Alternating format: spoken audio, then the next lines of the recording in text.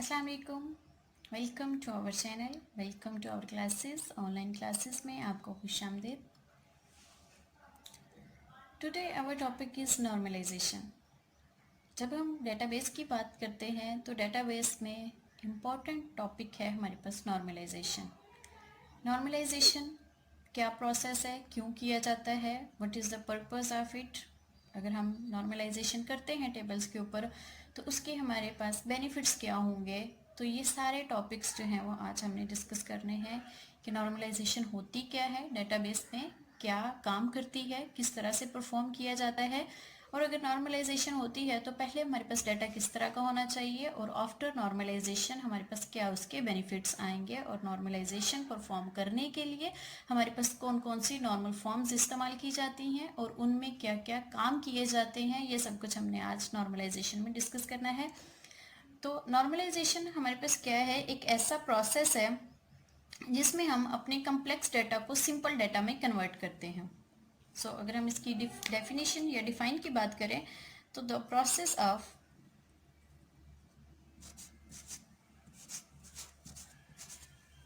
एक ऐसा process of producing simple data, जो कन्वर्ट कर देगा डाटा को सिंपलर फॉर्म में,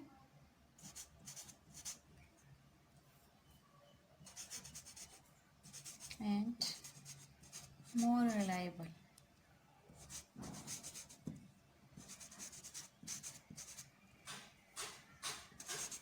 डेटाबेस स्ट्रक्चर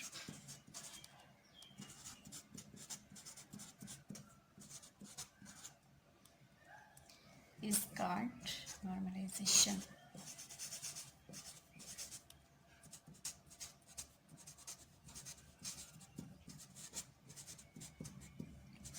नॉर्मलाइजेशन क्या है, आपके पास एक ऐसा प्रोसेस जो कि आपके पास डेटाबेस स्ट्रक्चर को, डाटा उसमें मौजूद डाटा को कन्वर्ट करेगा इनटू सिंपल फॉर्म और रिलायबल, एरर फ्री उसको बनाएगा, सिंपलर कन्वर्ट करेगा, इजी से इजी, जो कि अंडरस्टैंडेबल हो, समझ आ सके हो, किसी भी एम्बिग्यूटी के बगैर हो, किसी भी जो है वो जो हमारे पास इसमें प्रॉब्लम्स आती हैं विदाउट प्रॉब्लम्स। तो नॉर्मलाइजेशन एक ऐसा प्रोसेस है जो कि प्रॉब्लम्स को ख़त्म करके डाटा को सिंपलर फॉर्म में और डाटा को एरर फ्री जो है वो बना देता है।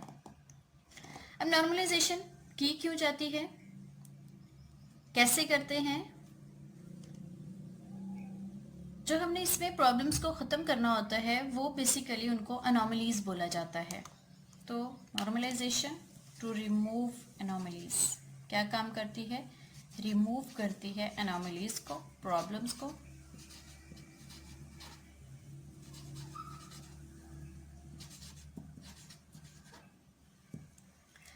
अब इसकी हमारे पास डिफरेंट नॉर्मल फॉर्म्स होती हैं आपके पास कि कौन सी नॉर्मल फॉर्म क्या काम करेगी, क्योंकि नॉर्मलाइजेशन एक पूरा प्रोसेस है। प्रोसेस मीन्स कि इसमें स्टेप बाय स्टेप कोई काम परफॉर्म किया जा रहा होगा।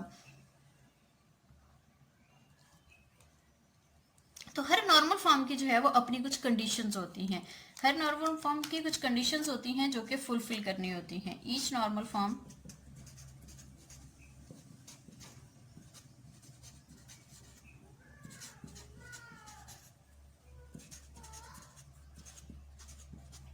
सर्टेन रिक्वायरमेंट्स, कुछ उसकी रिक्वायरमेंट्स होती हैं, कुछ उसकी कंडीशंस होती हैं जो कि फुलफिल की जाती हैं। देन हम कह सकते हैं कि ये डाटा जो है वो नॉर्मलाइज्ड हो चुका है।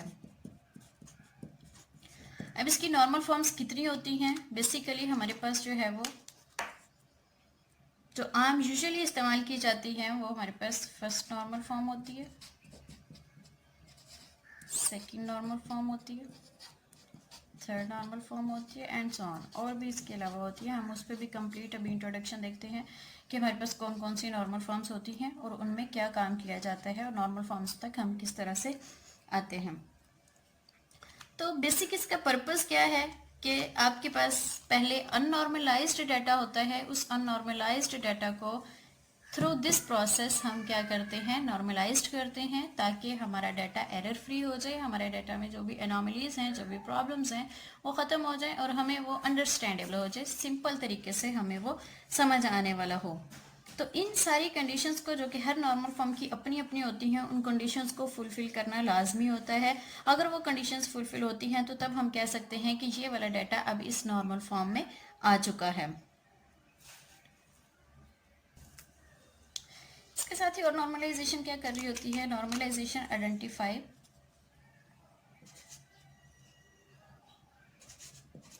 प्रॉब्लम्स को पहले आइडेंटिफाई करती है एंड करेक्ट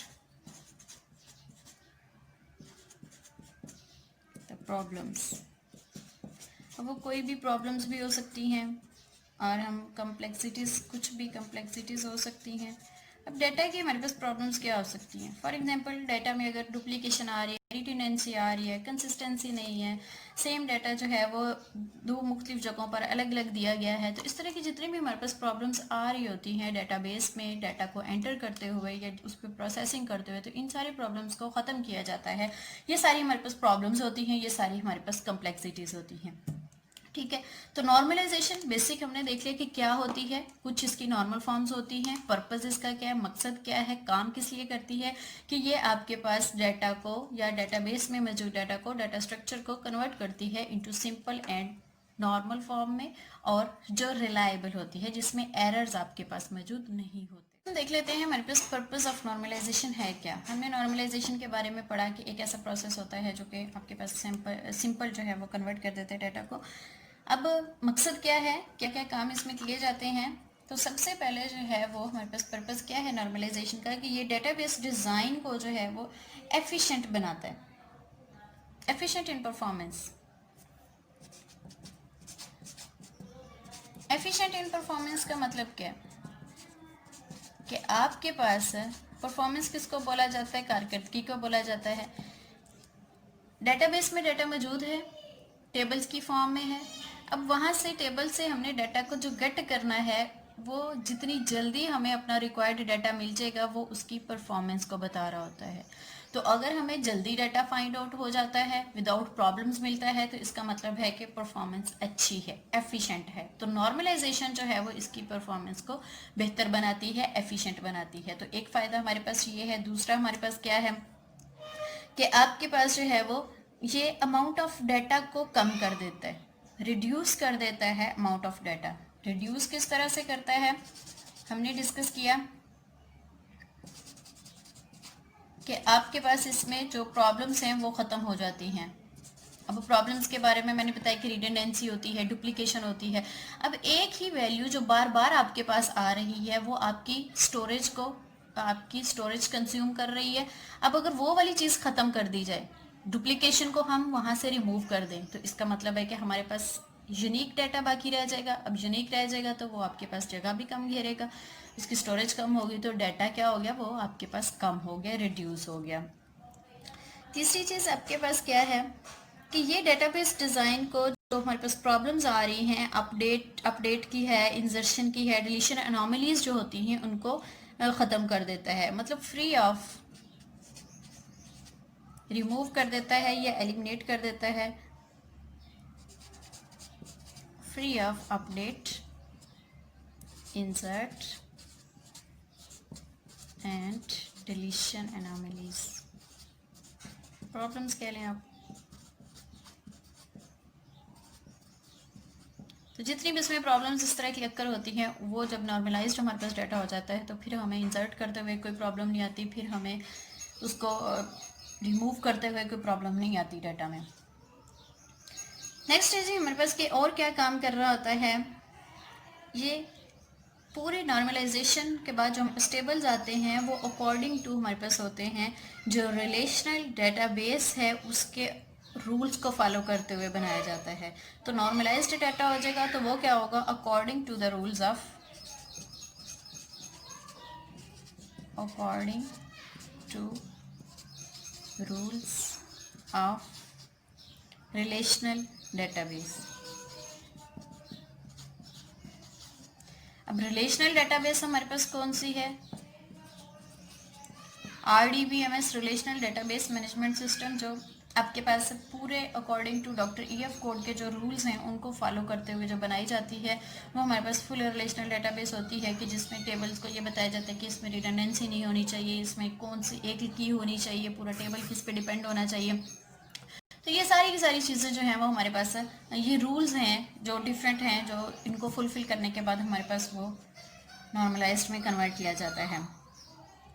इसके बाद और हमारे पास फ़ायदा क्या होता है कि आपके पास जो एंटिटीज़ होती हैं, एंटिटीज़ के आपस में क्या रिलेशनशिप है वो पता चल जाता है। आइडेंटिफाई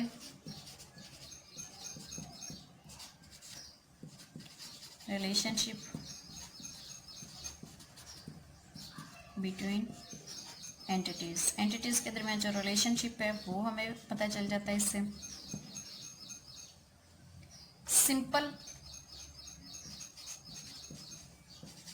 डेटा को सिंपल बनाता है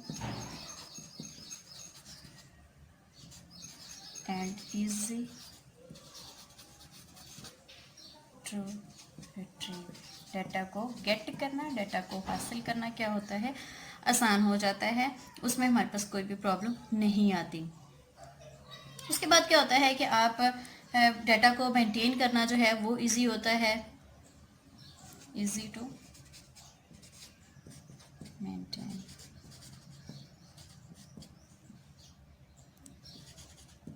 ये सारे हमारे पास इसके पर्पस हैं कि नॉर्मलाइजेशन अगर हम करते हैं तो नॉर्मलाइजेशन का मकसद क्या होता है। नॉर्मलाइज्ड फॉर्म्स को डिस्कस करने से पहले हमें इसका पर्पस पता होना चाहिए, हमें इसकी इंट्रोडक्शन पता होना चाहिए कि है क्या नॉर्मलाइजेशन, किस मकसद के लिए हम इसको इस्तेमाल करने जा रहे हैं। तो ये सारी चीज़ें हमारे पास इसकी पहले हाउ टू नो हमें पता होना चाहिए कि हम करने क्या जा रहे हैं, सिस्टम काम कैसे करेगा, ये प्रोसेस काम कैसे करेगा। नेक्स्ट हम देख लेते हैं कि हमारे पास जो है वो इसकी करेक्टरिस्टिक्स क्या होती हैं, क्योंकि करेक्टरिस्टिक्स क्या हैं, खसूसियात। आपके पास जब नॉर्मलाइज्ड डेटाबेस बन जाती है तो उसमें कौन कौन सी खसूसियात होती हैं जो कि हमारे पास अननॉर्मलाइज्ड में नहीं होती। अब सबसे पहले क्या है कि हमारे पास जो है टेबल रिलेशन जिसको बोला जाता है उसकी एक की फील्ड होनी चाहिए।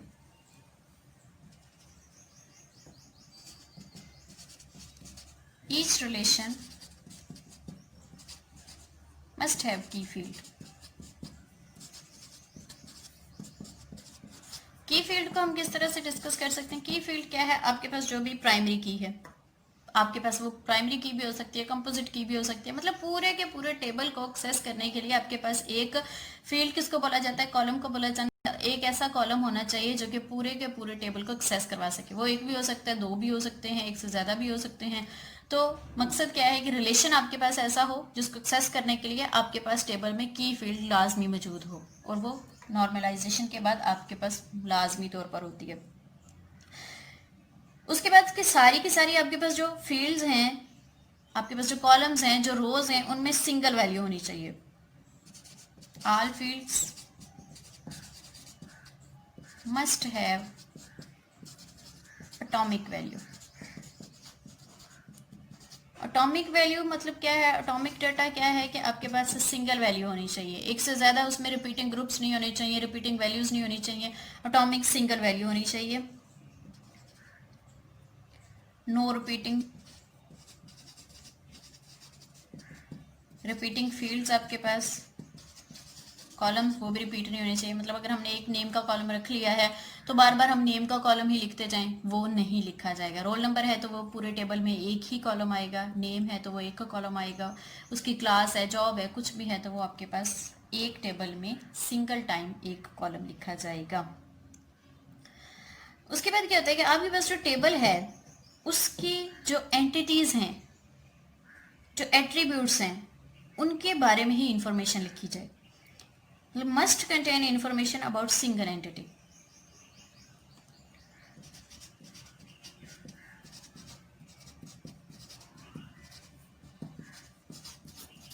Information about single entity.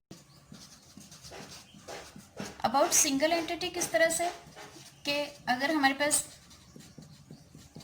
एक नेम का कॉलम है, अब नेम के कॉलम में सारे के सारे आपके पास क्या लिखे जाएंगे, नेम्स लिखे जाएंगे। तो उसकी सारी एंटिटीज आपके पास क्या है कि नेम है, उसमें कोई भी आप नेम लिख सकते हैं। स्टूडेंट नेम है तो जितने भी स्टूडेंट्स हैं उनके नेम लिखे जा सकते हैं। रोल नंबर है तो जितने भी रोल नंबर्स हैं उस क्लास में वो लिखे जा सकते हैं। तो रेलिवेंट होनी चाहिए इन्फॉर्मेशन जो आप ऐड कर रहे हैं, वो आपके एट्रीब्यूट्स या आपके एंटिटीज जो हैं वो रेलिवेंट होनी चाहिए, और सिंगल एंटिटी के बारे में ही आपके पास वो होनी चाहिए। फॉर एग्जांपल अगर मैंने स्टूडेंट का टेबल बनाया है तो स्टूडेंट क्या है, मेरे पास एक एंटिटी है। अब स्टूडेंट के टेबल में उसके जो एट्रीब्यूट्स बने रहे हैं वो क्या बने रहे हैं, अब स्टूडेंट के टेबल में मैंने सिर्फ और सिर्फ स्टूडेंट से रेलिवेंट ही इन्फॉर्मेशन लिखनी है, वहां पर मैं स्टूडेंट्स के अलावा या एम्प्लॉयज़ के बारे में या टीचर्स के बारे में इंफॉर्मेशन नहीं लिख सकती।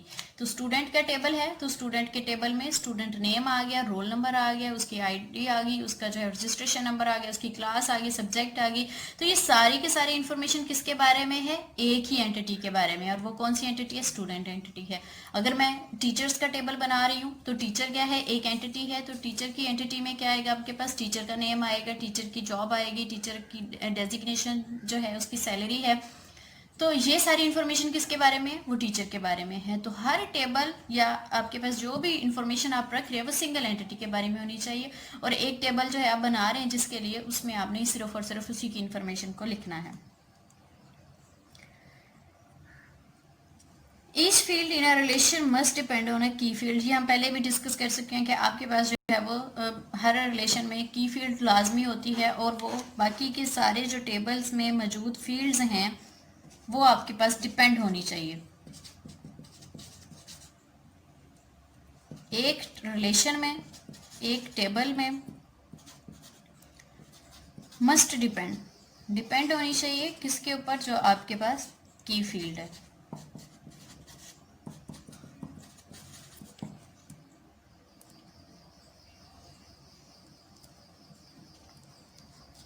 सारी की सारी जो आपके पास एट्रीब्यूट्स हैं वो आपके पास डिपेंड होने चाहिए की फील्ड के ऊपर। लेकिन अगर हमारे पास सारे के सारे एट्रीब्यूट्स की फील्ड के ऊपर डिपेंडेंट नहीं है, वो इंटरडिपेंडेंट हैं, तो वो चीज़ हमने क्या करनी है, इसमें ख़त्म करनी है।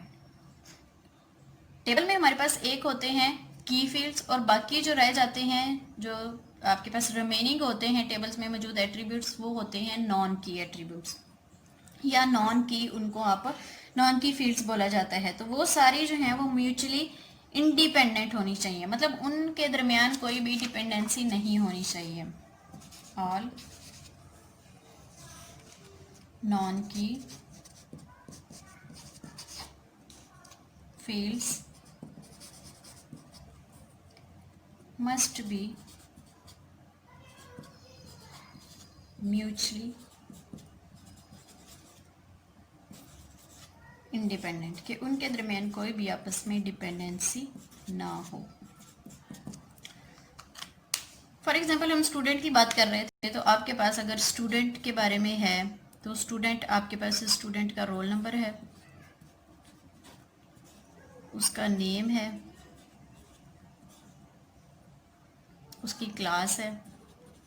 तो ये अगर हम रोल नंबर को एज अ की फील्ड बना रहे हैं, ये आपके पास क्या है, की फील्ड है।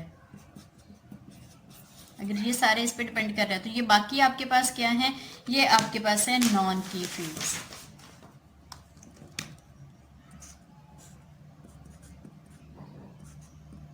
ये आपके पास है नॉन की फील्ड्स। तो इस तरह से हमने देख लिया कि आपके पास है नॉर्मलाइजेशन का पर्पस क्या है, मकसद क्या है, क्यों इस्तेमाल की जाती है। यहाँ तक हमारा ये टॉपिक कंप्लीट हो जाता है। नेक्स्ट हम देखेंगे कि नॉर्मलाइजेशन की फॉर्म्स कितनी है, और हर फॉर्म में कौन कौन से स्पेसिफिक टास्क हैं, स्पेसिफिक काम है जो कि हमने परफॉर्म करने होते हैं, और डाटा को नॉर्मलाइज्ड की तरफ लेकर आते हैं या नॉर्मलाइज्ड फॉर्म में कन्वर्ट कर सकते हैं। तो तब तक के लिए अपना बहुत सारा ख्याल रखिएगा। अल्लाह हाफिज़।